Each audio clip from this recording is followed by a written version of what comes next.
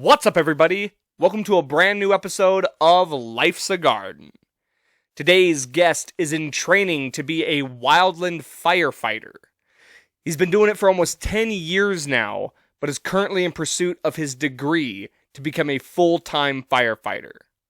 He tells some of the craziest stories that might possibly have ever been told on this podcast about fighting fire and even near death.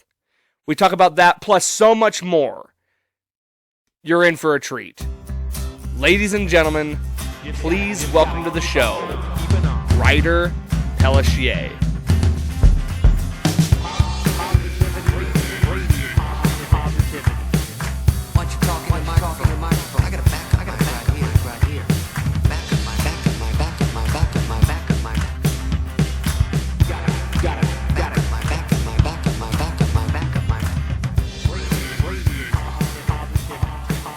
Many people just fuck it up. Is it French? It's Canadian French. Okay. So my dad's side of the family, who I was adopted by when I was 2, he initially, he came into our life when I was just a kid. Like, I don't remember him coming into our life.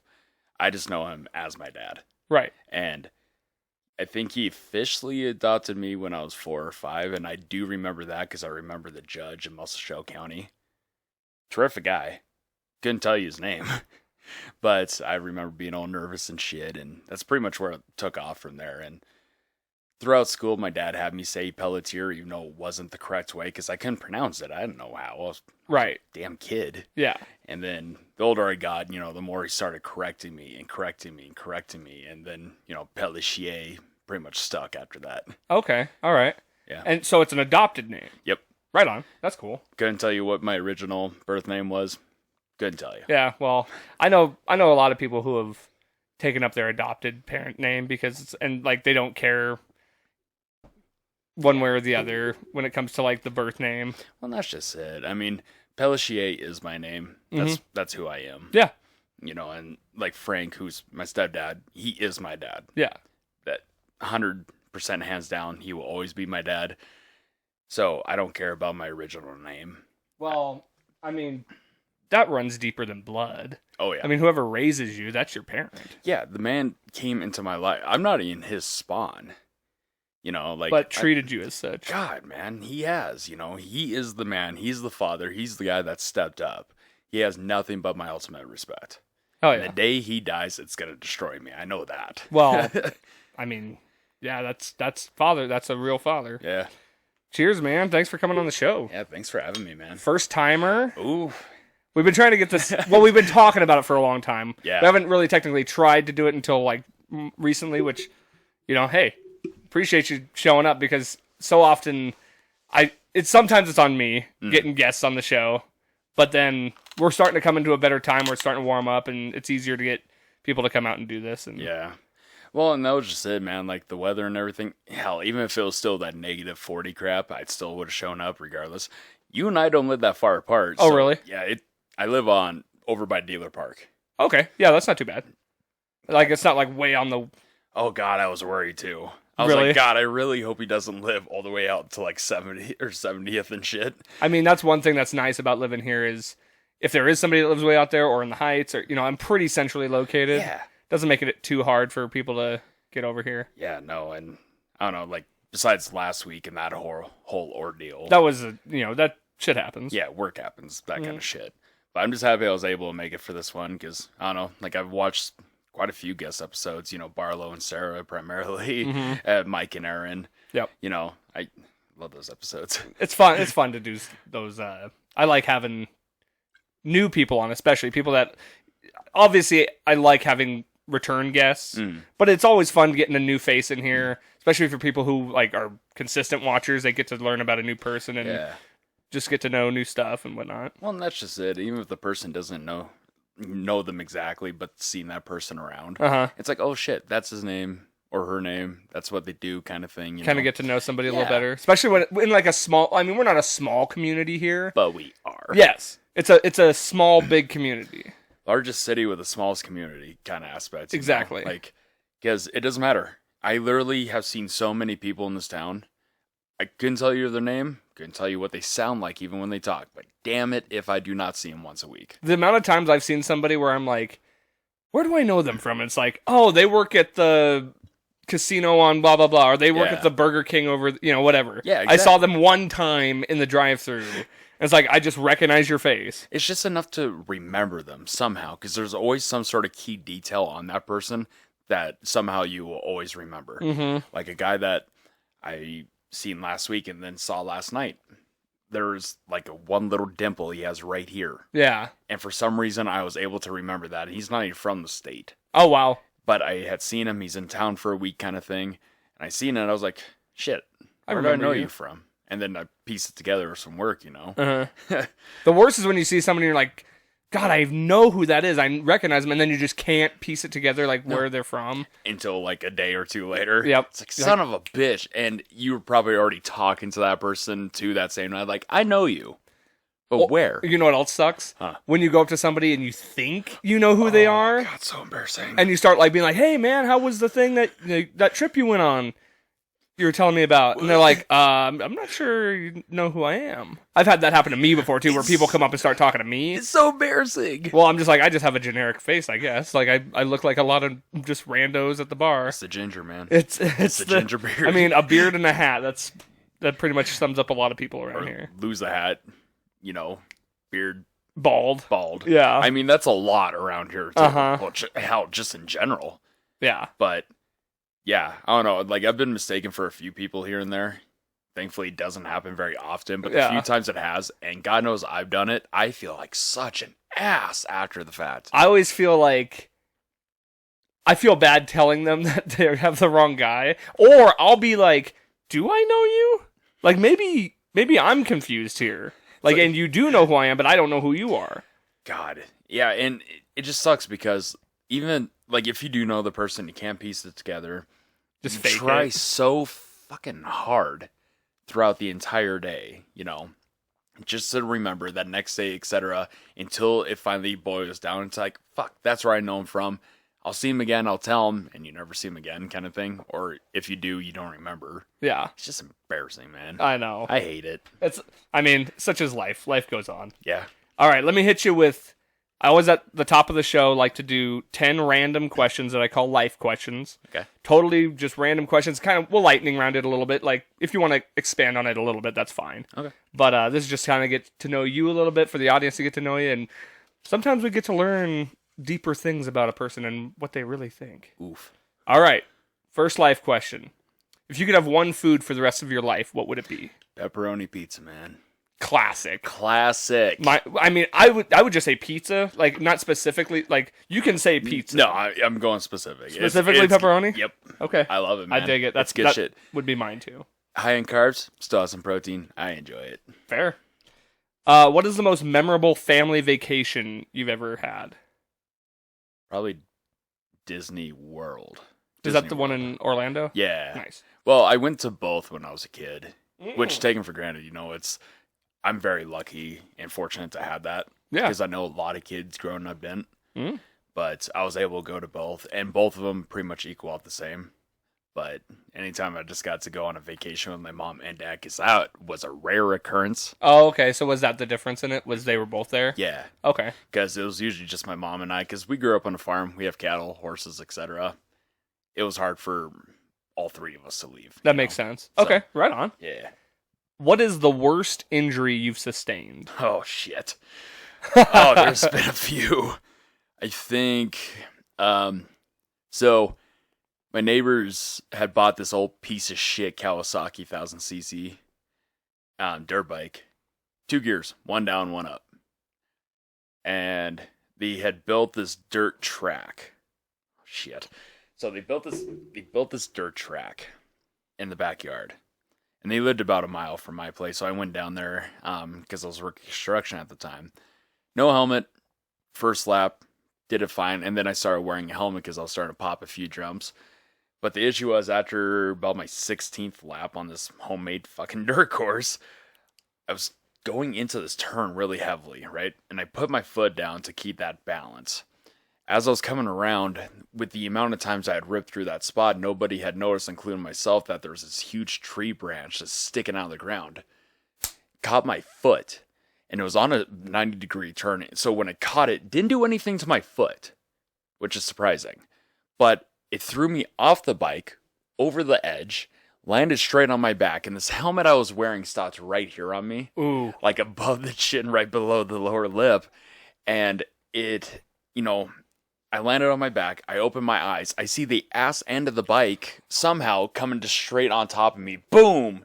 Hits me, broke the face guard on the mask, and when it landed on me, it whiskey throttled, spun the bike somehow at that to where it shot it off my head, and the tire ended up catching my face here.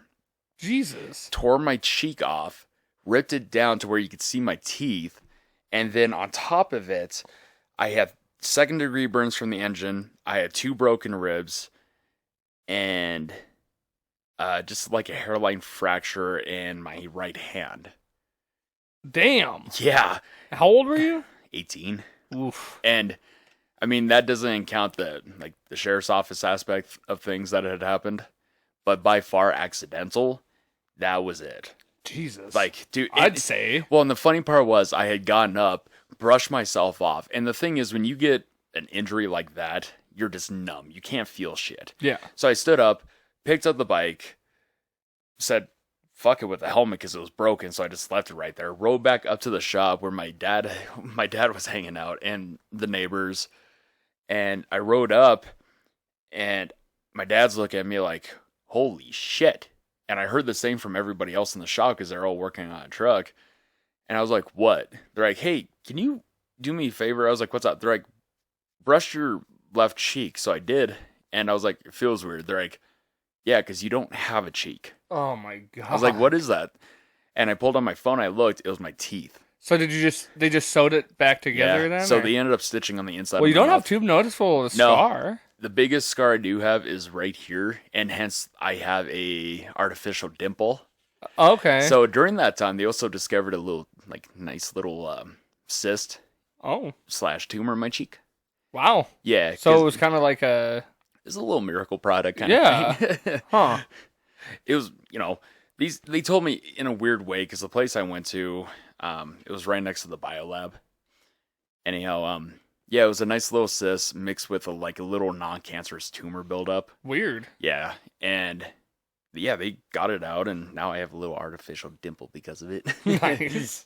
Damn, that's crazy. Holy shit. Stupid bikes, anyway. What was your go-to cartoon as a kid?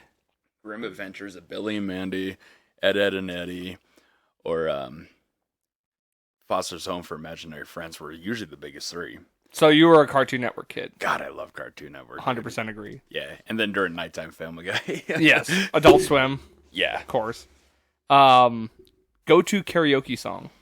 Ocean Avenue by Yellowcard at this point. Very nice. Derek turned me on to that, man. Yeah, it's so great when you finally find the songs that you're like, that's one I can nail every time. Yeah, and it's weird because even Derek, he's like, you speak with a deeper tone, but yet when you sing, you have a higher pitch. I was like, I don't know. That's how I enjoy it. You just find what works for you. Yeah, exactly. What is the most expensive thing you've purchased for yourself for fun? So not out of necessity, but for fun. 2021 Kawasaki 600 with 1 mile on it. Hell yeah. Yeah, I bought it brand fucking new. Nice. Yeah, I love that bike. Sweet. I still have it, too. I had a feeling it was going to be something like that. Like yeah. a bike. Who is the most famous person you've ever met? Shit. I haven't really met that many famous people. It'd probably be the drummer and the bassist for Five Finger Death Punch. Take it for granted, I'm not much of a Five Finger Death Punch fan anymore. Right. High school, I idolized the hell out of them. Mm-hmm.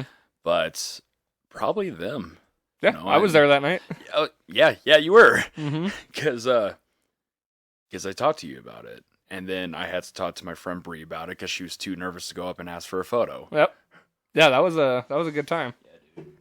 They were pretty cool. Honestly, super nice. Mm-hmm. Compared to a few of the other bands we've met there. Yeah. Who was the other one? Was it Highly Suspect? Highly Suspect. God, the singer. That's what I heard. dick. And I was there that night, too. I didn't have Yeah. any negative interaction with them, but I heard Just besides the singer. The singer, asshole. everybody else was all right. The other 2 members that were with him, best fucking guys you'll meet. Huh. Nicest people.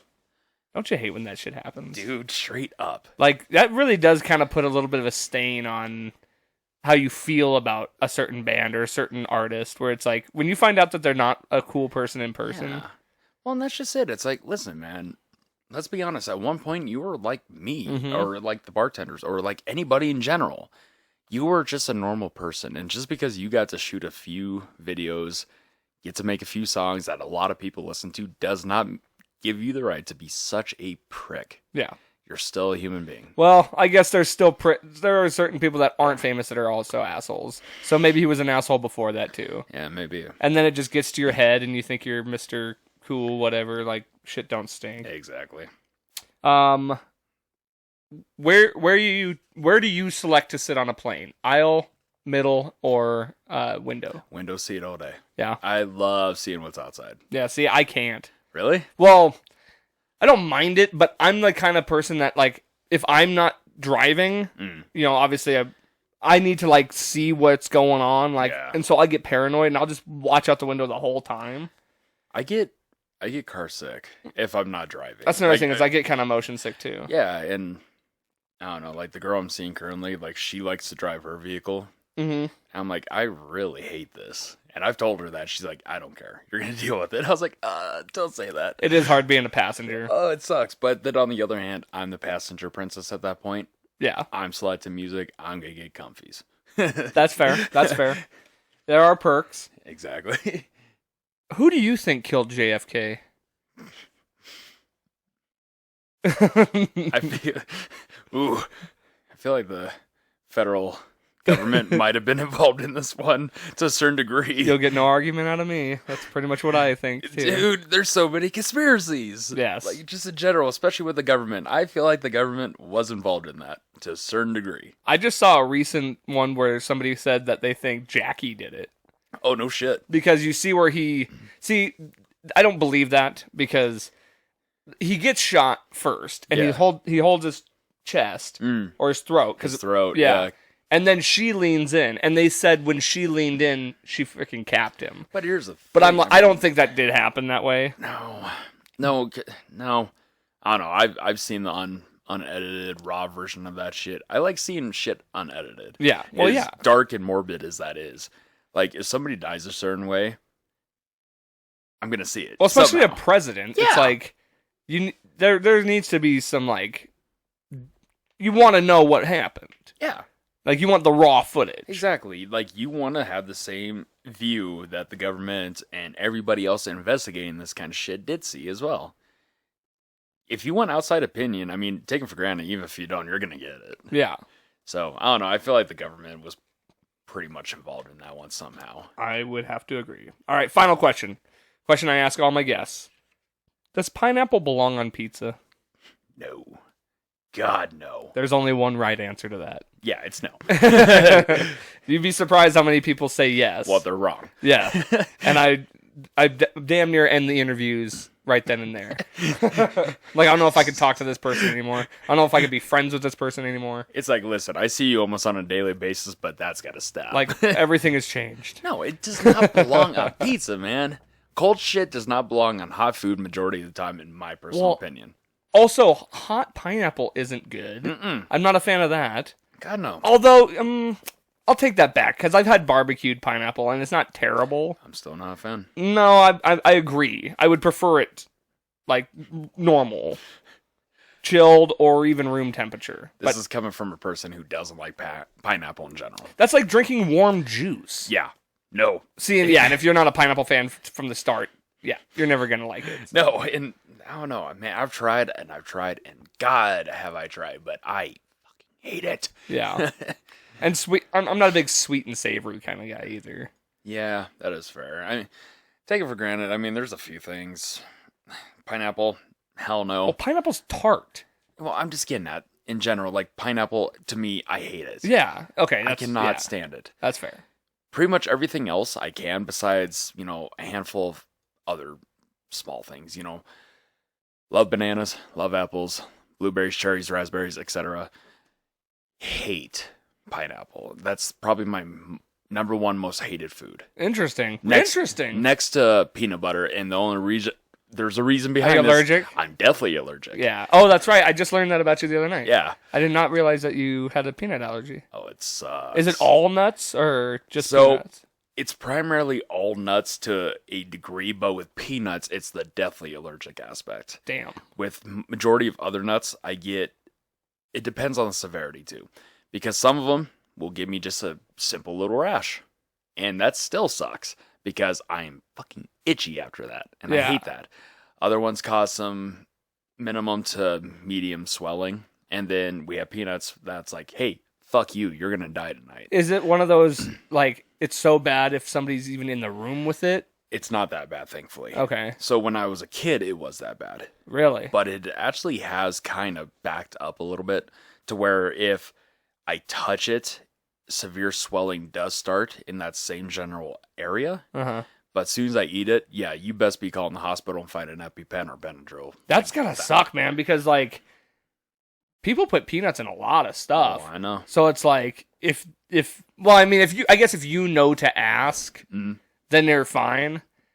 See, I would forget to ask. I'd be like, I wouldn't be like, what's in this? I would just eat it. But when you grow up with it too, it becomes a normal thing of asking. Yeah. Or just turning down food in general because you don't want to go through the whole fucking aspect of, does this have peanuts? I don't know. Because they bought it from a store or some shit. Mm-hmm. And you just don't want to deal with fucking trying to find ingredients on something, which is not that hard in the first place. I'm just fucking lazy. Is it one of those things too, like if there was some sort of like cross-contamination? I'm not saying if it was directly in there. Mm-hmm. Yeah, it's like that. Yeah. Damn, dude. It sucks. That's rough. See, I love peanut butter. Dude, thank God I had a jar of peanuts in here earlier. Oh, no I shit. put them in the cabinet, so. Here, give me some. Yeah, I totally had forgotten that too. Jeez. I don't know. I haven't carried an EpiPen in years anyhow. It'd probably be a good idea to go back to that. If I didn't work where I do and I could afford it, I would. I wonder, do they have one on hand there? Like in a... No, they don't.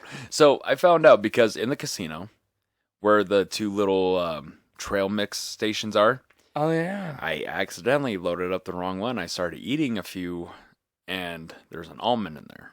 Okay, so it wasn't a peanut. but still. I started getting really short on breath, and I could feel my throat starting to swell up a little bit. I started getting nervous, so I asked, because this was a Monday night, so it wasn't the main manager, but you know who works Mondays. Mm-hmm. She was like, we don't have an EpiPen here. I was like, oh my God, I need to go find something, or I might need to go to the hospital because it's starting to get bad. I'm really starting to cough now on top of it, and I can't breathe. And she's like, you need to drive home. And I was actually going to my vehicle, and then I started realizing, I was like, you know, it's really going to suck if I don't make it home or to the hospital while driving. Yeah, and then you get in an accident or something? Yes. So I swung by the hotel across the street because they had that gift shop, and I told them what's going on, and the lady just flat out panicked. I was like, calm down. I'm the one that's suffocating. You're like, I'm not dead yet. I'm the one suffocating. It's not you, but breathe, please, for the love of God. Yeah, I can't breathe, but you're having a harder time than me. She was full on panicking. It was at the Northern? Yeah. So she went into their little gift shop and got me 2 boxes of Benadryl. And it's funny, they have this big fucking box for 2 pills in each. Yeah. I'm like, man, that's a fucking waste of product. But anyhow, I ended up popping both out, took 4 Benadryl, felt fine after that, but goddamn, it was 10 o'clock and I had to work until 2:30, 3 o'clock.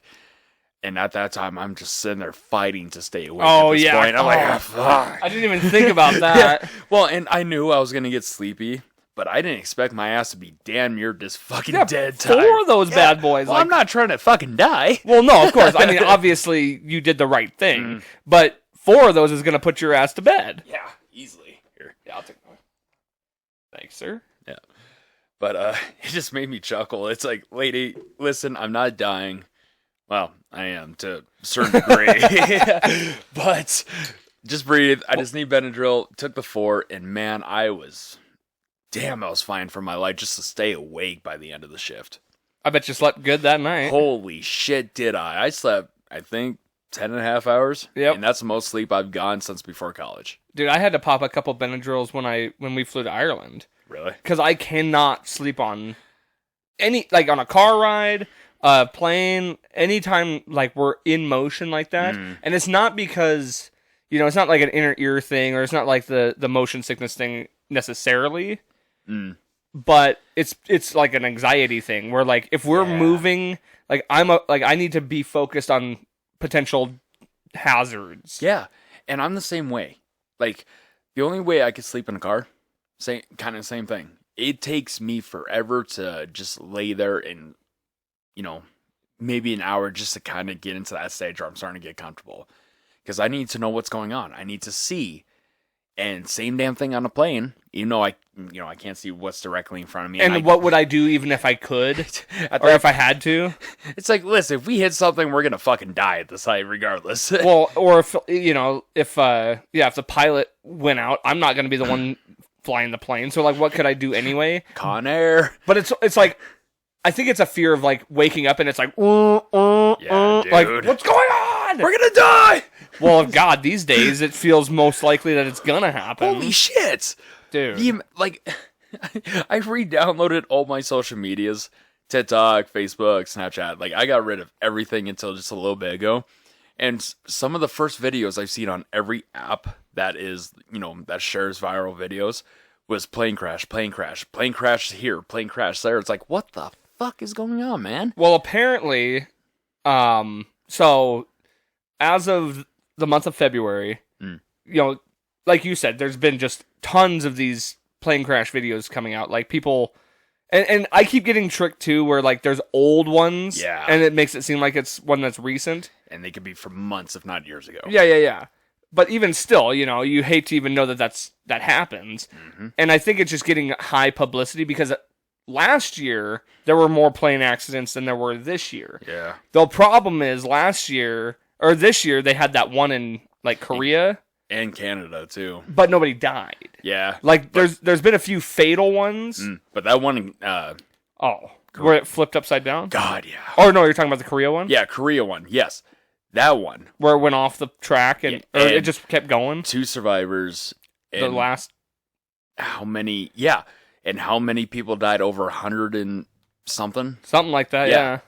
Like, holy shit. Could you imagine being the 2 that lived? Like, I'm never touching a plane. If you don't believe in God at that point, like, I would become religious real fucking fast. Real quick. Like, take it for granted, I'm not a religious person. Me either, but... I'm not baptized, but I'm about to be. If that were the case, like, out of 100 and some people, and because you were in the last seats, I think that's what it was. They were in the very back of the plane. Jesus Christ. Also, could you imagine walking away from that wreckage? Just being like, huh? Just outside looking at the plane like... Huh, everybody else is seeing dead. Just like that. Oh my God. Horrifying. A few burn marks on me. A few scratches. Did you see the Canadian one? They offered like $30,000 for each individual that was involved in that wreck. I would be like, not only are you giving me at least $1 million, I'm never flying I'm flying for free for the rest of my life if you ever want me to fly again. Mm-hmm. That is if I ever fly again at that point. It's probably going to take a little bit for me to even get the courage to even look at a plane, let alone be on a fucking plane while it's in motion. That is my biggest fear. Yeah. And it's always on takeoff and landing. Mm-hmm. Like, I am fully gripping my seat during takeoff and landing because that's when they say your chances of something going wrong really could happen or most likely will happen. Yeah. I don't know. I feel like I'd rather have it during when we're landing. But on the other hand, I don't know, man. It's just hard to say when I want that issue to happen. Well, and take it for granted, I don't. No, not at all. And apparently now, even upon landing, you're not safe because most of these have happened while the wheels were on the ground. Mm-hmm. And I'm like, dude, what? They better get shit figured out quick because I got 2 flights coming, one in May and one in June. Where the hell are you going to May? Nashville. And in June? Denver. Oh, you son of a bitch. Let me guess. Broncos? No, that's not till later. We'll probably go to a game this year, but that's not going to be till like September, November. Yeah, that's also fair. September, October, November. But this one's for a concert. We're going to me and Aaron are going down for Metallica. Fuck yeah. Yeah. Fuck yeah. Metallica, Pantera, and Suicidal Tendencies. You know what? I don't blame you now. Mhm. I really don't. But they need to get that plane ship figured out. Dude. I mean, it is tempting to just drive there. I hate that drive. Hours. It's 8 hours. I know, but I hate it. Yeah. It's the most boring 8 hours of your life. And for me, here's my real thing. First of all, I hate the state of Wyoming. Like, I just hate driving through it. It's a pain in the ass. It's windy as fuck. There's always bad weather, no matter what time of year. It's like driving to Big Timber from here. Exactly. But the biggest problem I have is it feels like it just eats up your whole day. Fuck yeah, it does. So it's like, yeah, even if you leave early and you get there, you can go out a little bit that night, but you're so exhausted from the ride. Yeah. And then there's nothing more daunting than coming back home after a weekend there. Yeah. Because you're already, like, you had your fun, so you're leaving, you're not, like, coming back to say anything exciting. You're coming back to go to work, and you're just like, I can't wait to get home, but also, like, you're tired from the trip. And it's just the longest drive home, and you're just like, God, let me just get there already. And that's just it. It's like, you're excited to be back, because, like, this is your place. You're excited to be back right here. Yeah. Anywhere outside this fucking, out of this house? Fuck no, you're not. Right. Because there's nothing in this fucking town in the first place. Well. There's not. You're right. But just in terms of, man, like, I don't even want to come back. I go up to Roundup, and I don't even want to come back to Billings. And that says a lot, because there isn't fucking dick to do in Roundup besides 3 bars and a laundromat. I guess that does make sense in a way where it's like, you know, if you lived in a bigger place that had a lot more stuff going on all the time, there would be a level of excitement to actually go home where you're like, damn, I can't wait to get back. And, you know, we got this show this weekend. We got, hell, if I wanted to, I could go to the amusement park, or, you know, there's always something going on in town. Yeah. So that makes sense. Although I feel like, now this is just my personal opinion, I feel like most people that live in bigger cities don't actually give a fuck about any of the major attractions in those cities. Like, maybe they'll do it once a month, or like every like a couple times a year. Yeah. But anything that you're going to a big city to do, anybody who lives there, like, doesn't really care. Yeah, that is fair. No, I mean, because all the big attractions are just tourist attractions too, primarily. Yeah. Even for us, which is not a tourist spot by any sort of means, people coming through see the main attractions in this town, which are, well, just the bars. For me, I would say, like, I would include, like, Yellowstone and Red Lodge, even though they're not here. They're close enough that most people that are going to those places will most likely end up here. Yeah, somehow. Yeah. Because most of the time they have to drive through. Mm-hmm. Because let's be honest, I mean, if they're driving from fucking Miles City, they got to come through Billings. Majority of the time to at least go to Red Lodge, to drive where the Bears used to go to Cook City, and then so on and so past. So I don't know. There just isn't a lot. I think it's one that's in the area, I guess. But no, you're right. There's not a lot to come here for. Shit, no. Dude, I miss the days. Is it just me? Am I, like, older and I'm just not noticing it? But did we not used to, like, get way more concerts? And, like didn't we have a better concert summer series and stuff like that? Even if it wasn't a ton of them, they were always, like, big names. Yeah. And now we're stuck with fucking bands that are decent named, but they come here for a practice session to begin their touring.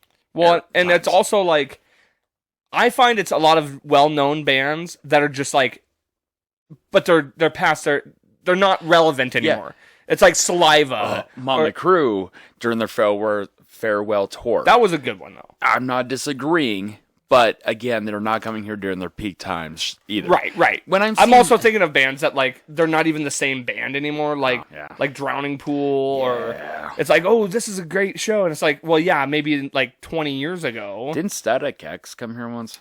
They've been here a few times. Yeah, and but it wasn't even. It was Wayne Static and his, which technically Wayne Static was Static X, but it should have just been Wayne Static. Let's be honest. Like, that's what it was. Because I went to that show, and then now it's Static X, but Wayne's not with them, obviously. He's dead. Yeah. But now they're still touring it. That's the type of thing where I'm like, yeah, you're just a shell of what the band used to be kind of Used to thing. be, yeah. I don't know. Like, I caught both from my Valentine here Mm-hmm. after they dropped their the Poison album. And that's the last time they had been here. And I would never want to see them come back here because they are beyond their fucking prime. See, that's rough too sometimes. Because to me, the Poison album from my Valentine was hands down the best fucking album. I know every song on that album by heart. Yeah. I know every beat. I know every lyric. I know all the band members. I fucking love that album. And now, like, once Scream Aim Fire came out, I was like, it's not bad. It's all right. That's kind of when they went into the mainstream a little bit, you think? And then your what was the next one? Your Betrayal? Or Betrayal? Fuck. I'm not as familiar. Well, it's whatever's right after Scream Aim Fire. Just shit. I fucking hated it. Really? Yeah, and they just went to shit. Yeah, well, you notice that a lot with certain bands is like once they gain a little bit of notoriety, you kind of, and it's not always their fault. No. Sometimes you have to deal with record companies, and that's the nice thing. That's the thing I like about today's music. Granted, it's harder to make it big, but you can do it on your own. Like, you don't need record companies to like be big. Exactly. Yeah, I mean, this isn't the 90s, And 80s. well, they will control and be like, you need to put something out that's going to be really popular, not what you like to make or what your fans like to listen to. We need something that we can put on the radio. Which is harder to do, I feel like, for like rock and metal bands nowadays, because majority of people listen to like R&B, that pop bullshit. That's hip-hop, definitely like the music of choice these days. which is sad. But I get it. There's always going to be genres that people are going to like. There's always that. I mean, look at the time history, It's always been that kind of way. It was jazz and blues at one point. There was rock and then grunge and then, fusion, all this other shit. It comes in waves, and pop and this hip hop stuff, I mean, it's not going to be forever. It's still going to be a high majority of music listeners. Right. Until you and I are dead and then way on. Well, and you see this huge growth of country all of a sudden. Like, country's been around for a long time. Yeah. But now country's like taking a huge blast. And I'm using the term country loosely too, though. True. It's not like traditional country. No, it's pop country almost. Pretty much. But there has been at least a significant growth. Oh, yeah. In popularity. Oh, yeah. Where, and I love classic country, like, not love's a hard. See, and I think for us, being rock and metal fans, because that phase lasted a long time, I would say the peak of like metal and rock was like in the 80s. Like late 70s, early 80s is when it like really started taking off. Peaked in about like the late 80s, early 90s. Yeah, and then you start getting the grunge era stuff. And I still like the early 2000s rock and metal. I mean, that's like Korn, Disturbed, System of a Down. Yeah, Slipknot. They're Slipknot. Like Iowa albums, everything, or self-titled, And then I think it pretty much died. Like, not died, but it wasn't at its core power, like right around 2010. Yeah, it started bleeding out hard at that point. It really did. And it just sucks. But again, I mean, not everybody's going to be into it. And I can understand why people aren't. Music speaks differently to every single person. And each person's going to have that one specific ear to a certain genre of music that really speaks to them. You and I, it's the rock metal era. With me, it's new metal, deathcore, death metal. That's what I'm into, I like the shit that just fucking screams at me, grabs me by the throat and fucking just rips my eyes out kind of thing, you know? And that's just me. And I know a lot of people don't like that kind of shit. Well, every genre is going to have its fans. Yeah, exactly. You're going to have groups of people that like every little thing. And just because it's not the mainstream thing, it almost makes it a little bit better and a little bit more special. Now, granted, there's not really like, you're not going to get the casual music listener to come listen. But you're going to get people that actually care. Yeah. That want to hear what you're playing or want to go to those shows and want to like... And when you meet somebody that you have similar taste of those kind of bands and that music, you bond. Yeah, and then it's funny because of that, like working, where I do. And again, I'm not saying where I'm working at. But I've met a few people after a show at the pub station that come down. Sorry. I had to burp. I'm not trying to do it in the mic. You're good. But I've met a few people through there that are just equally metalheads. Yeah. And I've actually formed a decent friendship with a few of them. I don't hang out with them a whole lot, if at all, outside of work, because I don't know how they are outside of my work. But it's still like a kinship. You're like what's the word? Like it's more than acquaintanceship, I guess. It's a good rapport. Yeah. You're still friends. Yeah. I'll sit there. I'll shoot the shit all night with you. I don't give a shit. Plus, especially with what I do at work, I don't have a lot of people, especially if I don't know anybody there, like all the normal people have left. I just sit there and I'm bored as shit because I'm watching everybody else. Yeah. It's my job. That's what I do. But it's nice to have somebody that I could at least bond and relay with come down and shoot the shit with me for a little bit and just get to know them. And if they like the same music, that's an interest in between us, That's how we build off of that kind of shit. It's so funny how that works, and I love it. Like, it really is like a tribe mentality where, you find something that, like, the second I see somebody wearing a Broncos jersey, I'm like, oh, dude, we're on the same team. Like, I don't care about what your political beliefs, what your religious beliefs, I don't care anything about any of that. All I know is that we have one thing in common that we both clearly care about. That's why Russell and I are friends. Yeah. Oh, the Cowboys? Yeah. That's why I backed him up that one night. Oh, yeah, dude. That was good. I remember seeing that video. Oh, God. What's funny? Like I was telling everybody at work, I haven't got to knock somebody out since my time. Yeah. While wearing a badge. That shit felt so good, dude. Like, I relieved so much pent-up frustration from that alone. Well, I mean, that's what you're there for. Yeah, that's what I get paid for. Yeah, exactly. I was going to ask you. So, remind me again. You're going into training for something, right? I'm in college for fire science. That's what I thought it was. And I just couldn't remember if that was exactly what it was. Yeah. So what's the ultimate goal with that? So this is my 10th season. Like 2025 is my 10th season of Wildland firefighting. Okay. Absolutely love it. So is this volunteer? So it is. Okay.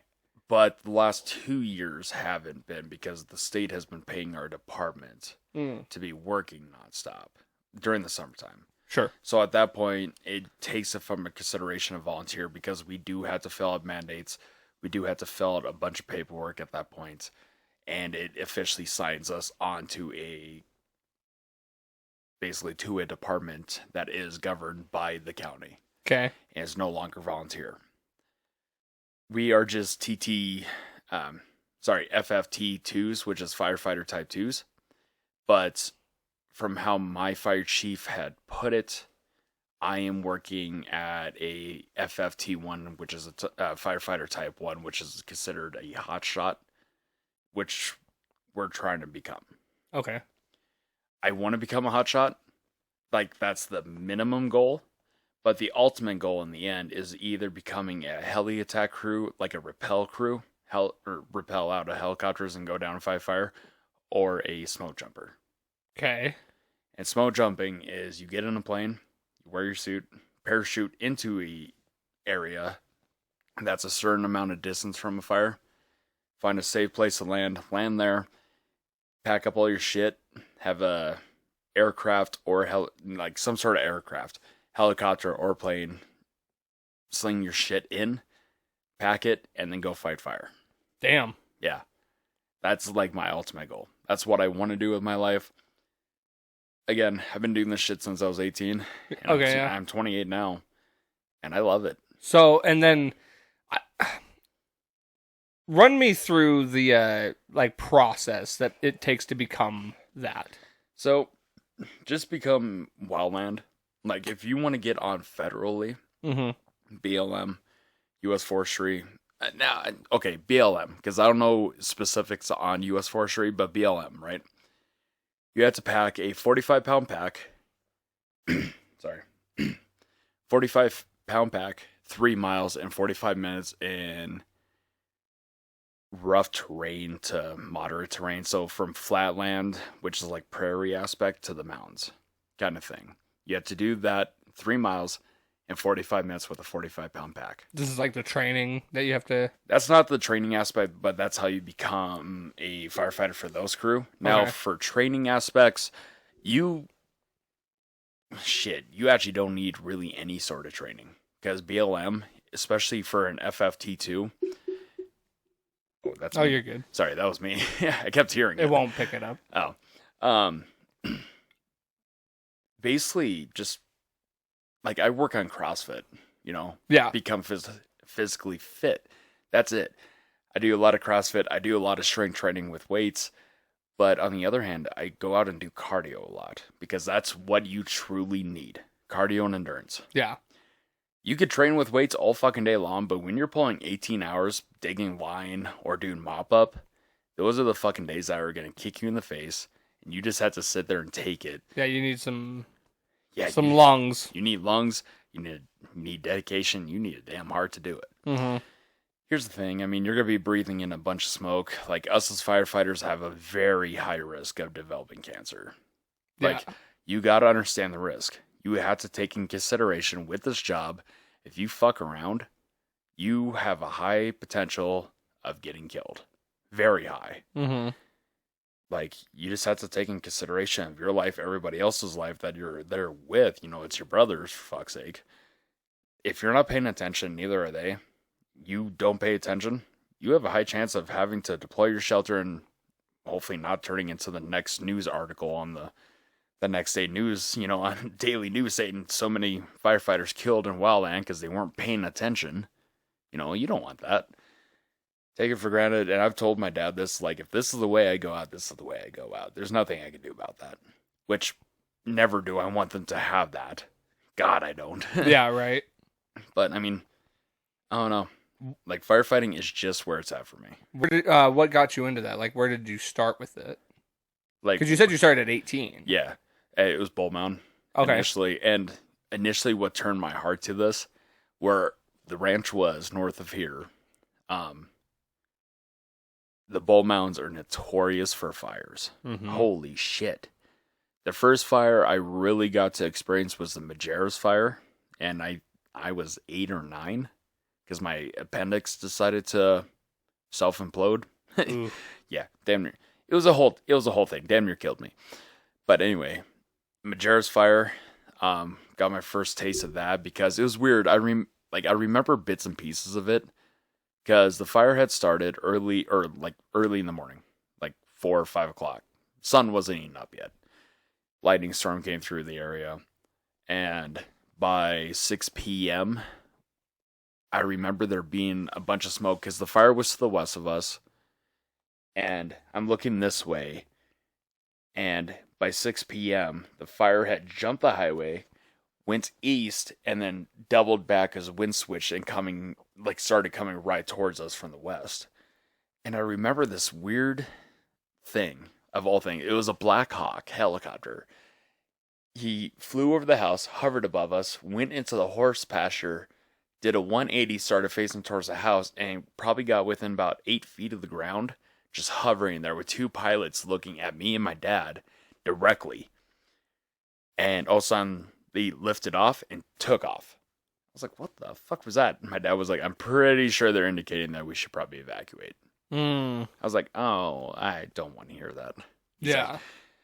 And so we packed up our shit, got out of there, was able to get back the next day. House was still there. Cool. And a few fires here and there, nothing major, nothing that got severely close. But the Doll fire, that was the one that really fucked me up. Mm-hmm. I was 15 or 16, I do believe. Or shit, probably younger than that. But same thing. I went out to go, we had a thunderstorm overnight. I had to go fix the water trough for the horses in the south pasture. And there's a bunch of trees in that area. A lot of good old pine trees. And I got down to the main road, and the main road, as you hit the south side of it, is our fence line to where that water trough was. After I got done repairing it, I looked to the west of us, just like the Majerus fire to the west. Looked to the west, and I see a column of smoke. And I didn't know it at the time, but it was about 12 miles away from where we were. 12 miles. That's a good distance. Yeah. But it was a decent little, small little column just going up. Throughout the day, I watched it grow and grow and grow. And we had a front coming into the area, and it started pushing it more and more. And I think it was about 4 p.m. Wind gusts were up to 60 to 70 miles an hour, and it had covered that distance. And it was, yeah, I don't know. Like I said, it was between 5 and 7. I do remember that. It had gotten dark as shit. It had jumped the highway, and once it jumps the highway, it's about a quarter mile to the house. Damn.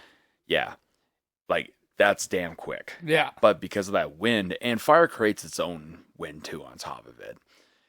And, you know, I'm watching from a hill that's off to the side. I'm hearing explosions. And these explosions are trees. Because fuck is it called? The sticky shit inside of trees? Sap? Thank you. Holy shit. Sap is starting to boil inside a bunch of these trees and causing it to explode because of the built-up pressure behind it. Wow. Just boom, boom, boom. And next thing I know, that fire's just taking off. I ran back down to the house, and we were already packing up shit. My dad's like, no, I'm not leaving this fucking house. I'm going to burn down with this house. Oh, man. This stubborn old man. I mean, the man was in Vietnam, for Christ's sake. He doesn't care. Right. And we started evacuating because it got so damn dark. And it was just because of the ash, the smoke, everything. Couldn't breathe for shit. So we all jumped in vehicles, including my dad. Had to, like, strap him in the bed of the truck. God, it felt like it, dude. Like, I'm about to strap your ass down to that recliner and carry you out. Yeah, right. And got him out. And as we're driving out, again, it's quarter mile to the highway. Both sides of the roads are on fire. It's hotter than shit. Windows are up, and you still feel that radiating heat through the windows. It's just hot. I'm bawling my eyes out. Made it out, and about a week later, we were able to come back. House was still there. Damn, dude. So the fire came within 20 feet of the backside of the house, which is the west side. And yeah, it's like God put a bowl over the house. Right. Including the tractors, the vehicles, everything. Saved it. So you said you have horses and stuff, right? Yeah. So what do you do with them in a situation like that? We can load them up because they were too freaked out. We cut the fence line and let them run. And they all came back. Wow. All 15 of them came back. Wow. Yeah. Dedication right there. Well, I mean... They know where they get fed. They know where they get water. And in a situation like that, they know how to, like... So long as they're not trapped, they know how to... I'm sure their animal instinct kicks in. Oh, yeah. And they know how to, like, survive. Oh, yeah. And they do. Horses are very intelligent creatures in itself. So, I mean... Given the fact they came back after the fire, everything was done. They came back. Unfortunately, one of them did have decent burns, but she ended up recovering just fine from it. And like I said, all of them came back. And thank God for local communities that helped us getting hay so we could start feeding them again, because everything that we had that for feed for them was gone. Yeah. The hay barn, all the hay inside was gone. Everything else, smoke damage. We didn't... covered in ash. I'm not going to feed that to a fucking horse. So communities, everything else really supplied in, gave us some feed and everything else. Really helped out. Nice. And you know what the bitch about all this is?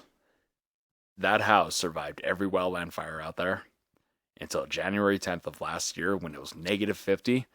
We had a propane electrical fire. No shit. Yep. Negative 50 out. And I was at the girlfriend's house at the time because... her and I broke up shortly after this. I was sitting on her couch. My mom texted me. She's like, hey, there's an ambulance heading out to the house. I was like, what? Why? Something about Dad. So I panicked. I told her, it's like, hey, listen, I know it's day night, but I'm leaving. I'm going out to Roundup. So I hauled ass out there.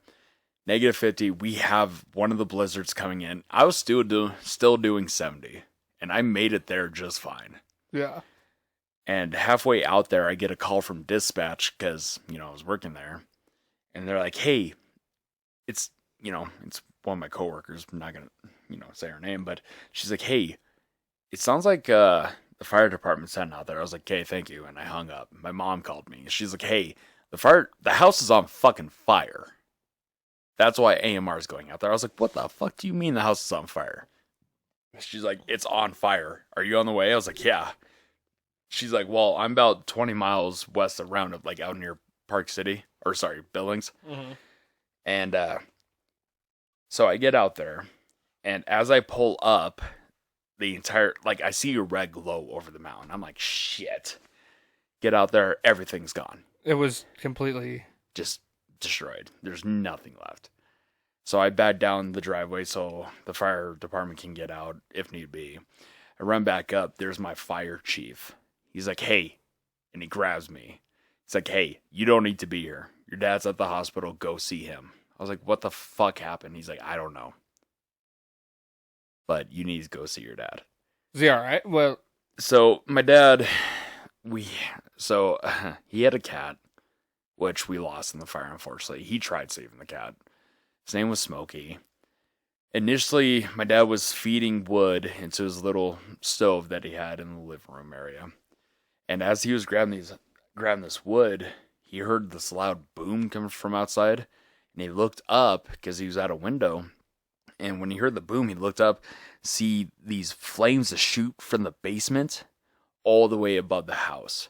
Jesus. Opens up the front door to see what happened, and flames just kind of hit him in the face, cinched his face a little bit. So he knew, like, the house was on fire at that point. Yeah. But our cat, who was an outdoor and indoor cat, that's how we found him, because he just came to us. Stray. Out in the middle of nowhere, too, of all things. Huh. And he tried grabbing him. Cat freaked out, and there's this little cat door that leads into the basement that leads outside. He went to grab him. Cat freaked out, jumped down, and ran through that. He opened up the door, which in turn fed a bunch of fresh air to the smoke to downstairs. So it tries to escape. Yeah, caused a flashover, and as my dad was watching Smokey run down the stairs, the flames caught, ignited, and blew back up. Hit him in the face, never saw the cat again. He was able to make it out the back door, and then he's on the phone with 911, obviously, getting the department out there. But by the time he made it out the back door, he was already watching stuff cave in. The house was already gone. All the motorcycles, everything that we ever had, gone like that. Gee, and this was last year? January 10th of 2024. Jeez, man. Dude. I was like... But your dad's all right? Dad's all right. Okay. He's got the new place out there. He has a Siberian Husky Wolf mix now. He loves it. Nice. He loves the house. Like, it's a great place. I'm assuming had insurance and stuff? Yeah, that's why I'm going to college. Because 80% of my shit was in that house still. Yeah. She's like, listen, your shit was covered by insurance as well. This is yours. Do with what you will. So I told him, I'm going to go to college. There's no point for me to spend this money on useless shit. There's not. I'm going to put myself through college and make myself a better person. How many years college is that for? It's an associate's, 2 years. Okay, not bad. But you can get your bachelor's, which I'm thinking about doing. And I'm going to probably stick around this summer and do summer courses. Mm-hmm. Just to make the degree go by faster, And then you already have the volunteer time. Because how many years volunteer do you need if you're going to join any fire department? Because I know you need a specific amount of volunteer time. Not always. Really? It depends on the department. See, I was told if you were trying to be on the fire department here, you needed at least a certain amount of time of volunteer. I don't know if it's 6 months or a year or what. Like BFD? Like that's what I understood. So... like if you're starting out. Okay. So, Jason Lyon, he's one of the BCs here. Him and I were talking a while back. He's a good friend of mine. I really enjoy the guy. He's a great guy. He was telling me basically, so for us here in Billings, we don't have a fire academy. Right. Hell, just in the state, I'm pretty sure we don't have a fire academy. But in terms, you do need a fire science degree. Mm-hmm. If you're not from another state and don't already have your red cards or any certifications, anything else like that, you do need to have a fire science degree. And initially, that's why I was getting mine, because I was thinking about transferring to municipal. But, I don't know, I'm probably going to stick to Wildland. Yeah. I enjoy it more. Well, so it was those experiences from your childhood that made you want to do that then?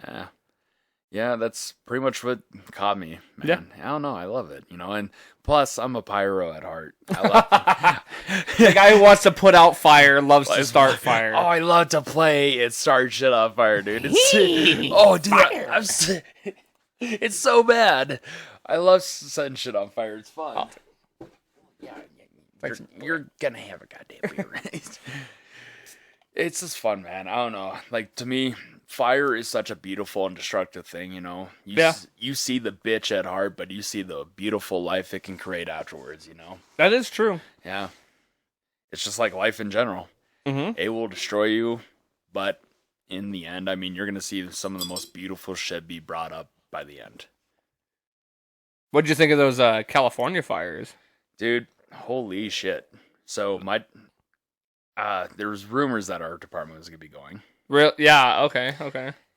And I was told I was not allowed to go. Why? Because I was in class. Oh. I have classes, and somebody, I'm not going to say who, from said department, told me I wasn't allowed to go.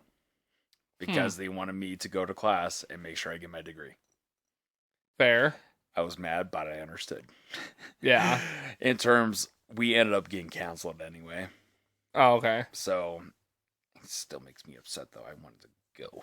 Well, levels. You got to get to that point where you're guaranteed, they're going to be like, we need him on the job. Yeah. And the best way to get there is to do what you're doing. And I'm an engine boss now. I mean, I drive my own rig with my own crew. Yeah. Like, I am in charge of the kids that ride with me. That's cool. And, I mean, it is. I love it. It's like, I love being able to teach people new things, and I love new people being able to teach me new things. Like, these 18-year-olds who don't have any sort of experience still can teach me new shit, even though they have never done it before.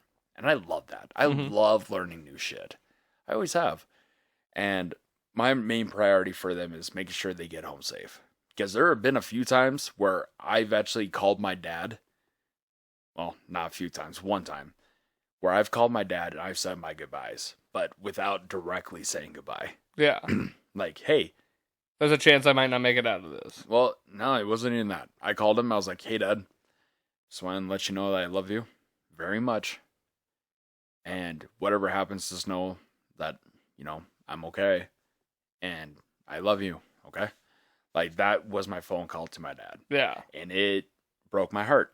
And for the 6 hours I had to sit there and wait to know if I was going to live or die. What was the situation? So, it was the Bobcat Fire 21. I do believe. I might be off on the date. Or year. And we were tasked to save about 9 structures on top of Burner Mountain. Burner Mountain is aptly named, apparently. Yeah, no shit. We're sitting up there, and we're the only crew up there. We had an engine that carried about 2,000 gallons, carried 6 people, and we're sitting up there, and we're trying to protect these structures. We lost 8 out of the 9 of them. Damn. Yeah. We're the only crew out there, so it's like, what the fuck else do you expect? Yeah. And at this point, we're just focused on one house after we lost the majorities. And the reason we're focused on it is because if we lost this house, it would have really taken off on this mountain and caused the fire to spread even further. It had a huge hay barn. And hay, especially when it's packed together like that, burns for fucking ever. Well, I'm sure it, disperses, too. Yeah, well, spot fires are definitely a big thing in this. And the wind sucked that day, too, so it was not helping. But it also had an oil pump, because he had a natural oil vein underneath his house. He had mineral rights to that. Oh, fuck. He had multiple oil barrels. He had 3 200-gallon propane tanks surrounding the house. House was made out of fucking not kept up wood. Like, it was dry wood. It was cracking. It was very vulnerable to the fire. Like, this house was set me on fire kind of bullshit things you would look at. Like, I could set that house on fire with a match. It was a fuel. Yeah, it was a fuel dump. Yeah, That's yeah, what it yeah, was. Yeah. And that was the one house that survived too, out of all things. We were sitting there trying to put out or stop the fire from reaching the hay barn because it started blowing in thick once it hit the base of the mountain. we were just preparing. We dug line. Like, we pulled it back about 8 feet in every direction. Was trying to chop down every tree we could to really prevent it from spreading to this house. Then we ran out of water. And then the emergency tone came over to us with our code name that we need to evacuate out of the area.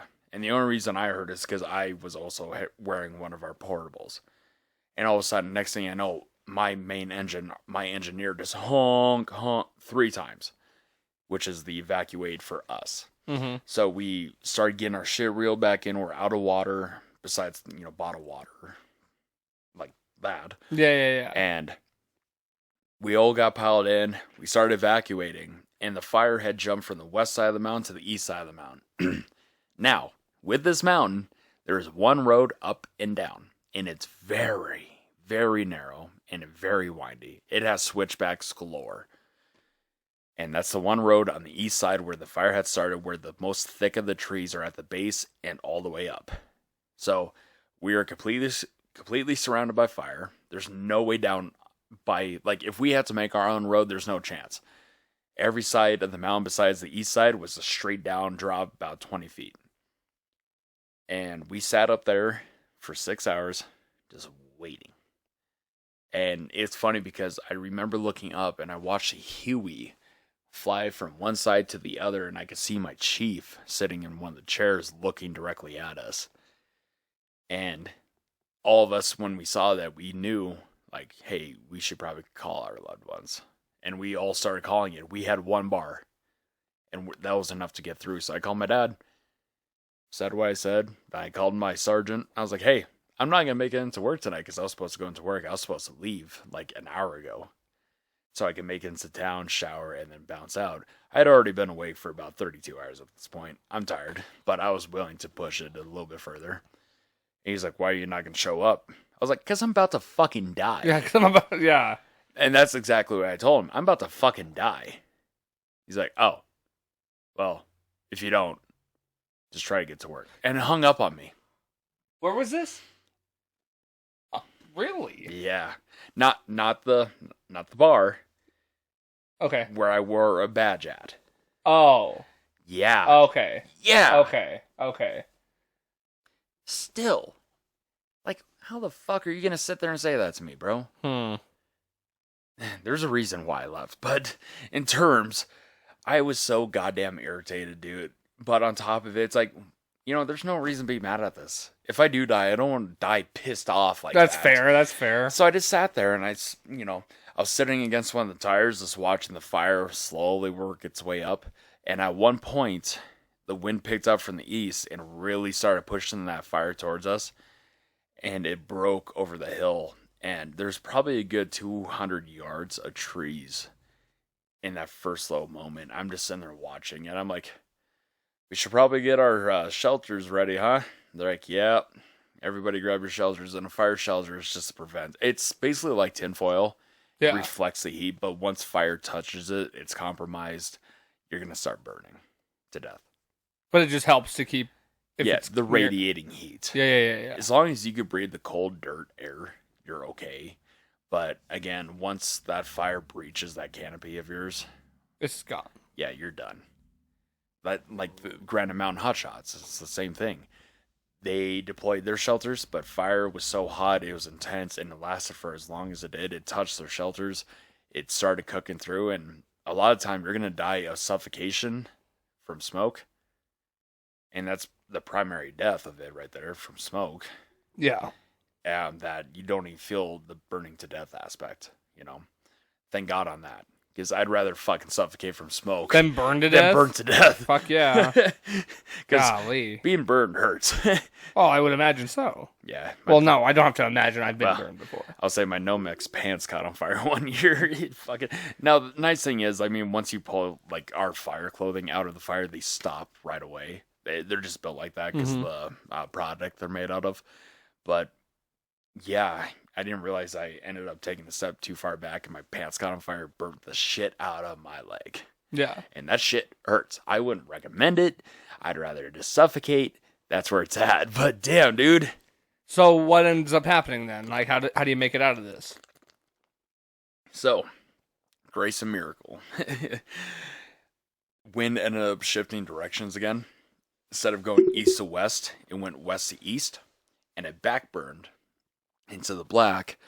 And burning into the black means it's just pushing back into an area it already burned where there's no fuel or anything like that, and it ended up smothering itself on the mountain. So we had one of our helicopters and aircraft. I think it was one of our ACs that flew over and seen, that the fire had put itself out. Indicated to us like, hey, if you guys are trying to leave, right now's the time to do it. Yeah. We all jumped back in the rig and we started going down the mountain. Every other structure that was in the middle that another unit was supposed to be taking care of, all that was gone. All the trees were gone. There was still some fire going on, but it wasn't so close to where it was a concern to us. Thank God no dead snags, trees fell into the road, and we made it back down. We were able to resupply, and we ended up working for another 8 hours, roughly. Damn. Yeah. No, it's whatever miracle that was watching over us that day. That was a freaking, that sounds like definitely a near-death experience. It was. And our fire chief, we met him back at station shortly after that because we need to resupply in food and water, and like bottled water and everything else. He's like, listen, after what you guys have been through, if you guys want to take the rest of the shift off, you can. And we looked at each other. I was like, no, I don't think we should. And everybody else agreed, and we went back out on the line. That's why we're there. Mm-hmm. We know the risk. If we die on a fire, we die on a fire. But obviously, we don't want that. Yeah, we don't want that for anybody. I would hope not. But, that's why we're there. We're there to help. We're there to protect structures, human lives, animal lives, everything that we can. We're just there to help. Right. Plus, that's what we live for. Yeah. You wouldn't be doing it otherwise. Yeah, exactly. I mean, that's why people, if you love your job, you don't work another day the rest of your life kind of thing. Mm-hmm. And that's how I view it. I love that shit. I would never do anything else in my life if I could. Hell yeah. Especially what I'm doing right now. So how much more time for school do you have then? So I got the rest of this semester, in which I'm already at midterms because we are doing spring break. And then I have next year. So fall semester and spring semester, and I'm done for my associates. Again, I'm depending on what I have left in my account. Might go more into my bachelor's, yeah. Well, just a time will tell type of thing. Yeah, and I'm a little irritated right now with the government because with this whole federal bullshit shutdown thing that they're doing. Myself, along with the people I was supposed to get hired with the federal organization, they're not hiring us now. Huh. Yeah. Because it's on like a freeze or whatever. Yeah. So they're not going to hire us until that gets lifted or they get the funding back for something. I imagine, right now it's kind of touch and go. Hopefully that gets sorted out. Because we can't have that shit for too long. Uh-uh. And I imagine, like always, there's been federal freezes before. There's been government freezes. And there has, but goddamn, dude. Like, the one time I don't need it to fucking happen, it happens. Of course, yeah. Bad timing for sure. Well, yeah, I mean, like, with BLM, like, if you want to make a lot of money in a very short amount of time, Wildland during the summer, holy shit, does it pay. Yeah. I mean, you're only going to bank about 30G a year, but also understand that doesn't include the overtime, the night differential, and the hazard pay. We had a kid that left out as a firefighter type 2 on BLM, 30G a year. Mm-hmm. Or shit, it was actually less than that. But in terms, he left and he ended up coming back with over 70G because of he had over 950 hours of overtime. Oh, shit. Plus a night differential, plus a hazard pay. It's like, my man, that's a lot of fucking money for 6 months. That was 6 months worth of work. Yeah. And he didn't have to work the rest of the year. Right. Until next season. So, yeah, okay, yeah. Kind of thing. Because it's just the summer season type. Yeah. But if you get hired on full time, you do work all year round, because it will be from summer. You do the shit up here or wherever they send you. And then you got to go down to like Arizona and shit like that, or Missouri, Florida, down like south. very down south, because that's their fire season. Right. Now, the whole LA fires, that was, from what I understood of it, it was an arson aspect of it. Yeah, that's what I read of it. That's what I've read as well. Well, they're saying that some of them were natural caused, and then they're saying others were, because there was a ton of them. Yeah. Not to get on the conspiracy train or nothing, but Nothing at all. I definitely call foul play in some of that shit. I do too. Let's be honest. Mm-hmm. Because they're going to make a lot of money on that. Mm-hmm. I mean, why wouldn't they? They're going to buy back. Those are like beachfront properties type stuff. Shit. They're going to buy it all back for dimes on the dollar. And then they're going to turn around and make a huge profit. Just like the Hilton residence that burned down. Yeah. Like, if the Hiltons supposedly, if they don't move back there, imagine how much you could fucking sell that property for. Exactly. Holy fuck. Well, now, granted, you are losing out on the value of the home and all that already. But what I'm thinking is going to happen is there's going to be these big real estate corporations, or even the government itself will just buy these properties, because so much of the insurance isn't covering a lot of this stuff. So they're just going to sell for whatever they can get, so that they're not getting nothing. Yeah. They're going to sell for the bottom dollar, and then whoever the buyer is going to turn around and sell it for like double. Yeah. And make a shit ton of money. Exactly. And that's just it. Like, it's fucking disgusting on how that kind of shit happens too. Same thing's happening in Hawaii. Like, it's the same shit. Exactly. It's fucking disgusting, man. Like, I hate insurance companies. I hate the government for this kind of aspect of things. Why have insurance? If you're paying for insurance, is that not the whole point? Exactly. Like, if I wanted to do that, I could have just been putting $100 away every month in a nest egg, and then just. But then the thing that pisses me off is I'm required to have insurance for this home to live here, because it's such a close. So if something were to happen to my house, it could potentially cause damage to the near houses, neighboring houses. Yeah. Right. So I'm required to have home insurance. We're all required to have car insurance, which I get it. It's for the safety of the others. Like, driving is not a right. It is a responsibility, or whatever. So I get that. But it's like, if I'm gonna do that, if I'm required to do that, you better fucking pay me for this. Like, if something goes wrong and like, if my house burns down and you determine that it was not like I didn't do it for the money, it wasn't self-caused, or it was like actually accidental cause. I better be compensated for that. Yeah. Otherwise, why have I been paying you this? Exactly. I could have been putting money in like a high yield fund that would have grown over time anyway. Yeah. But in terms, like, you're making me sit here and pay this asinine amount of fucking money for you to supposedly to help me during this fucking hard times of my life. And then you're gonna pull out the list of reasons why I don't qualify. Yeah. Like, same with health insurance. It's like, dude, it's such a fucking disgusting thing. Yeah. Like, I don't even have health insurance now. Right. I used to. And a lot of the time, the fuckers wouldn't even cover me for stupid ass shit that I actually needed to be seen for.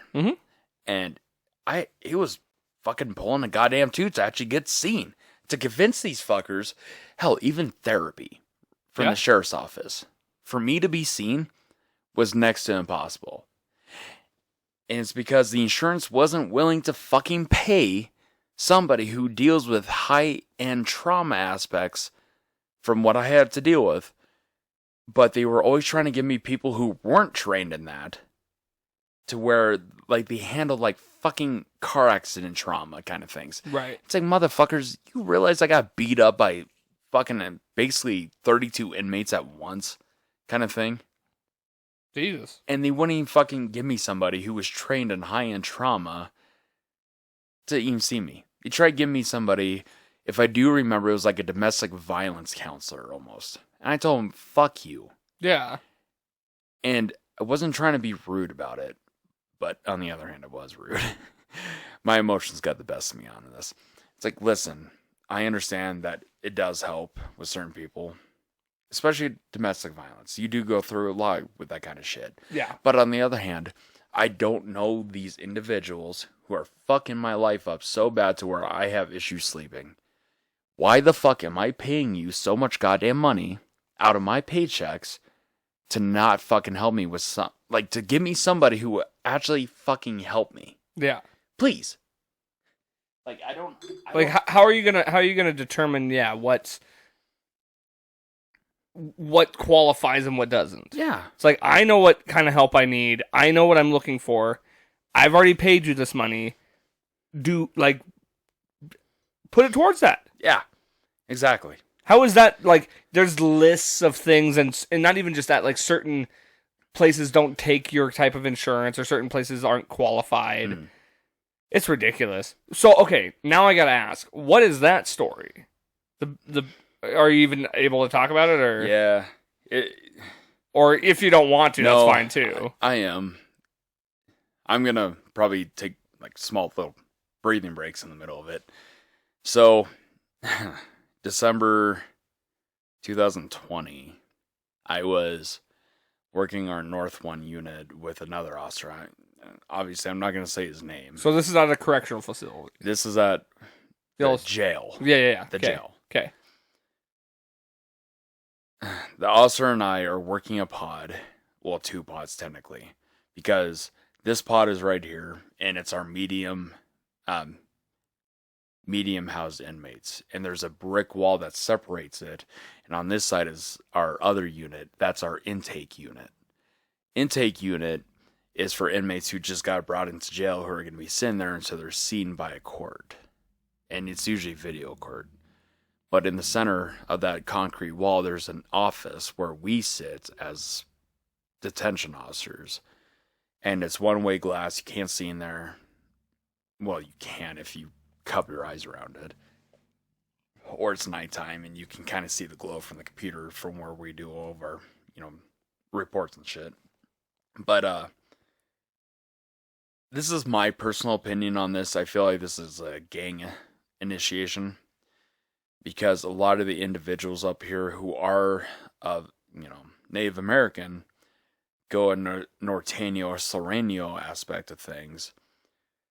We're sitting there, and we watch, to our right, upper tier, we watch a group of inmates walk out, and they come down the stairs to a table that's directly in front of our office. And they sit there, and you could tell they're antagonizing an inmate. And we're thinking it's about to be just a fight, like a normal standardized fight. Initially, we go out because the other inmate who was sitting down stands up, defensive position. He's in a bladed stance, closed fist. He's ready to go. So the other officer and I have about a foot on this other officer and about an extra 100 pounds than he does. The inmate who's antagonizing this is about 6'7", 330 pounds, ripped. Yeah. He's a big fucking boy. Like, the dude is ripped. And I'm not going to stick the other officer on him. I have a foot on this guy, plus 100 pounds. I'm going against fucking Gigantor. Yeah, fuck, dude. I'm fucking Andre the Giant. Like, the thing is, I'm looking up like this at him. Mm-hmm. It's like, I'm gonna fucking lose if he gets fucking squirmy. Best thing I could do, go for the fucking knees and legs. Common peroneal strikes. That's the best I could do with him. But I'm literally pushing him to his fucking cell. Which the issue was, here's our office. Here's the table he was sitting at. His cell was all the way the fuck down here. So they're out of they're out of the cells because they're going to arraignment or something like that. No. So this is I'm working swing shift at this time. Okay.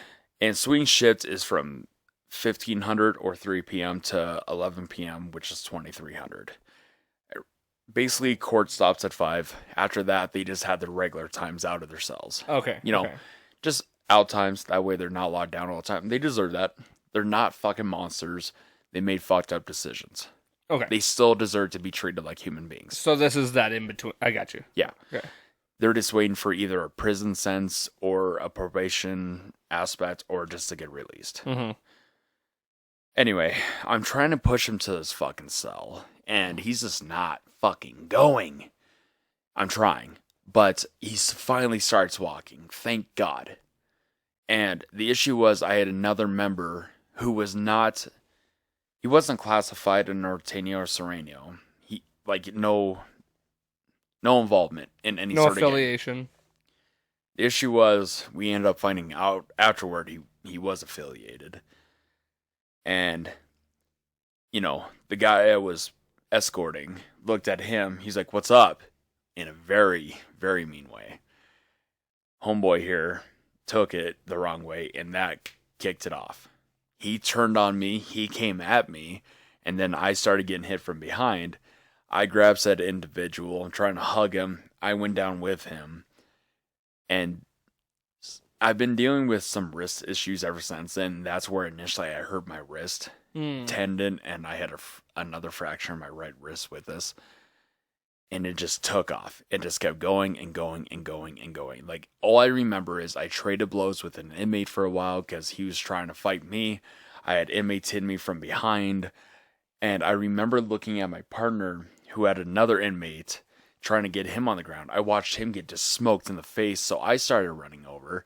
I ended up getting hit in the back of my head, so I turned around. And I was posted up, and him and I started going at it. And I remember... in the middle of that, looking past him, like almost damn near through him, I see not one, not two, not three, but 6 other fights going on between inmates. It's like a miniature riot, practically. Yeah. Taken for granted, I already got on my radio. I yelled, "I need assistance to this unit. Now." And it felt like it took 5 minutes for everybody to get there. But when in reality, it was probably like... it was 32 seconds. Yeah. Which is still a long fucking time. When you're in a chaotic situation like that, yeah. Because it's your life. Yeah. That's all you're thinking about. Yeah. Well, in terms, next thing I know, I just hear out of my ear, "Taser, taser, pop!" And I fucking jumped because I didn't know anybody else was in the unit with us. Even though I was facing the door, I was so goddamn focused on this one inmate, which I shouldn't have been. I should have been monitoring everything around me. But at that time, what can you do? Right.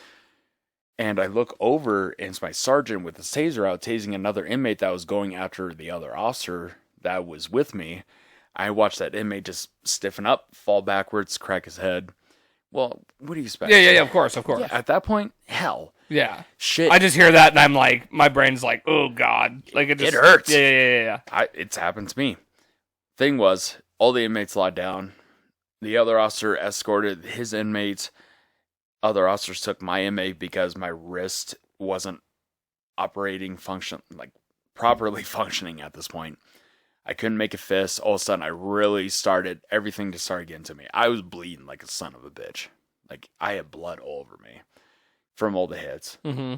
And I went into the other unit on the other side, because they were out as well. And I walked in there, and I remember looking at each and every one of them. They looked at me like, "Are you okay?" I was like, "What do you think? Get in your cells, please." And they did it. No talking back. Yeah. And I remember calling control. I was like, "Hey, I'm not gonna say the door, but the door is clear." And I passed out.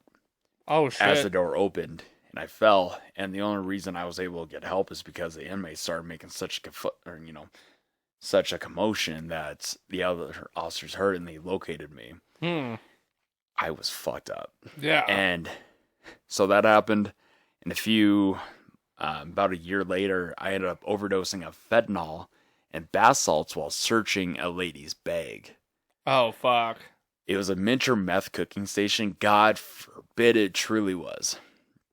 And that shit fucked me up so bad. Dude, I had to be Narcaned a few times. I was rushed to the ER. And when I really came to, I didn't get rushed by AMR, which is funny because the goddamn train from the jail is in the way. So a train's going through. AMR got stopped, so my sergeant put me in his own Jeep and started hauling ass. I remember coming to at one point, and I remember seeing that we're doing over 90 down 27th. Damn. At midnight, because I was working an overnight shift. And he drops me off, or not, drops me off. He carries me in. He just throws you in the front of the freaking ER. Looks like a fucking overdose where the homies just push you out. No, we ended up going through the ambulance sally port. And I remember coming to again, and nurses were showering me. And you know what the first word out of my mouth was? Uh-oh. Ladies, I'm sorry, but the water's cold.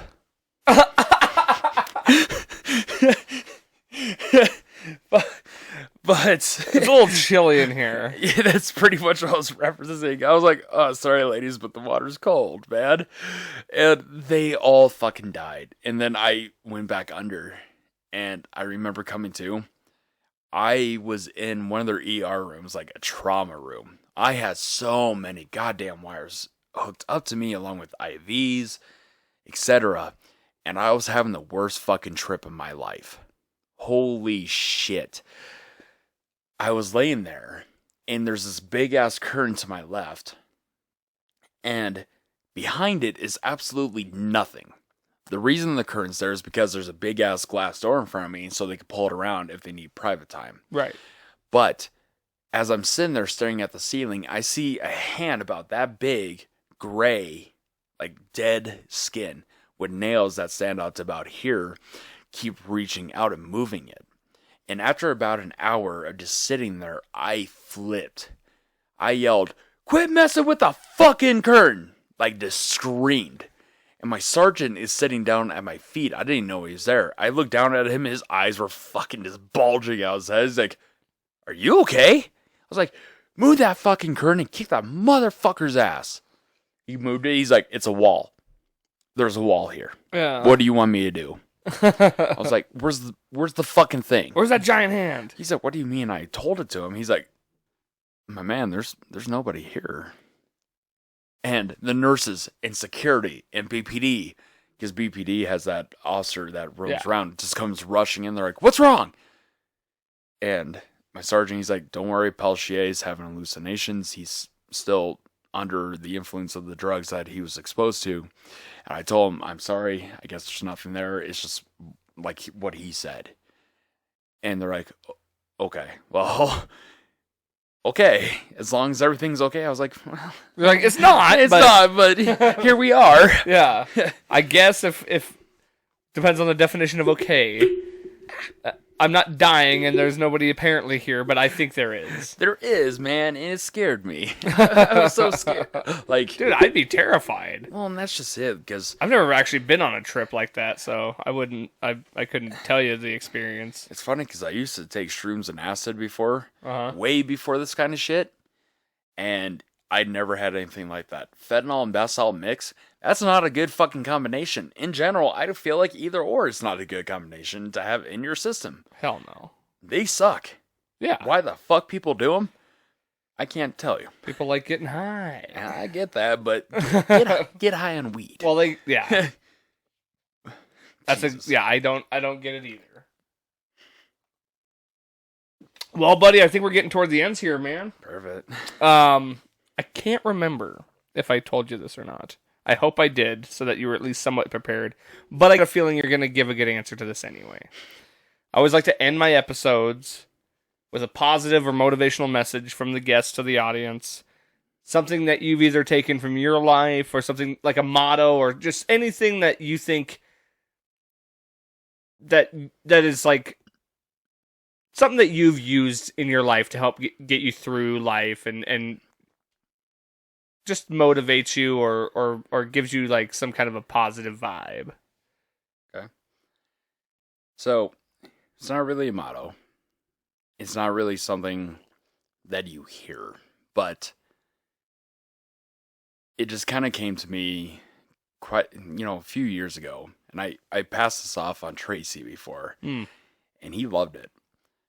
But it's kind of what I live by. And it's basically, no matter what's going on in that day, you're going to have a car pull up to you kind of thing. And it could be good or bad. and you had the choice to walk away to that unknown feeling. And a lot of the time, I tell people, just don't get in the fucking car. Go towards that unknown way, you know? It's going to be good. It's going to be bad. You're going to experience probably both of them. But here's the thing. No matter what happens on that little journey of yours, you just got to keep pushing, man. And if you keep pushing, you're going to find some sort of happiness at the end. It doesn't matter what's going on out there. Life's going to fucking suck. It's going to keep hitting you like the cars that are passing by you. It's going to feel like a train wreck probably by the end. But by the end, you are going to find some sort of happiness. You got to keep pushing. And you just got to make life what it is, man. You got to keep smiling through it, you know? You just got to be happy. That's the best way to do it, man. Yeah. Yeah. That's how I view it, you know? It's like, just got to be happy, man. Life does fucking suck. It does. But just because there's a few times where it's bad doesn't shadow over the 100 good things that did happen, you know? And I feel like a lot of times people do allow that to take place where it's like you let the one real bad thing in your life define your life when really there's all this good stuff that's happened and all this, you know, positive stuff that's happened and you just don't focus on that nearly as much as you do on the bad. And that's the issue, because you could have a really shitty day and you're going to let that one thing really determine that month, year, or day, month, year. And you had 1,000 other good things happen that day. You didn't die. You didn't get in a wreck. You saw your friend smile. You saw a friend in general. You've seen all this good stuff happen, and yet all you can remember is that one fucking bad thing. Don't let that determine that, you know? Like, I always think about, no matter how bad a day I'm having, there's always somebody having a worse day, which I'm not happy about. No. But, you know, I'm just be glad that you're not that person, man. Be glad that you're, no matter what, it can always be worse. Yeah. It can always be worse. And it's just like what you said before when you were in that fire. You don't want to die angry, man. Like, no.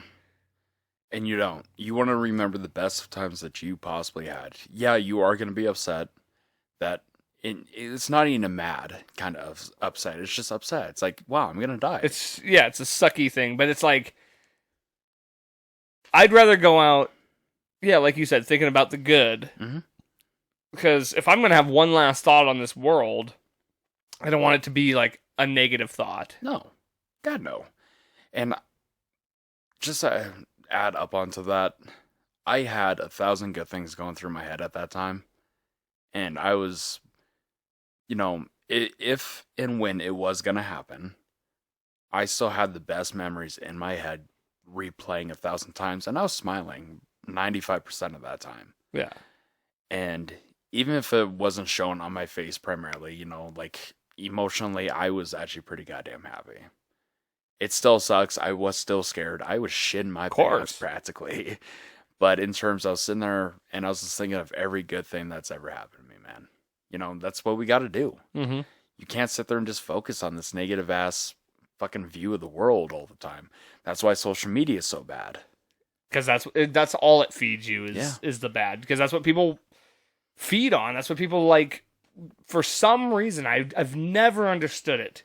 Why negativity and fear and things like that encapsulate us, and like we are drawn to it for some reason. Why can't it be the opposite? Why can't we be like, I want to see all the good shit? Like like, oh, there's like fun, happy, you know, whatever. Like, this is the stuff that I want to be drawn to. No, it's always true crime documentaries and, you know, like something, you know, natural disasters and whatever the bad thing going on in the world. Like, that's what we want to focus on. And then you come across that one good video and then everybody just shits on them in the comments. It's like, hey, fuck you people. All right. Let them have this. Yeah. Let them be happy, because that's what we're supposed to be. Let fucking people be happy. And if you can't be one of those assholes out there that just sits there and influences that kind of happiness that people deserve, go fuck yourself. Fully agree. Dude, finally glad we got to do it. Yeah. And this was a great episode. Like, you told some of the best stories I think have ever been told on this show. Oh, there's more out there, so. Well, we'll have to have you back on for sure then. I appreciate it, man. Thank you. anybody listening, please like, share, subscribe, follow, especially share this episode because those stories need to be heard. But most importantly, don't forget, life's a garden. Dig it. Just gotta keep on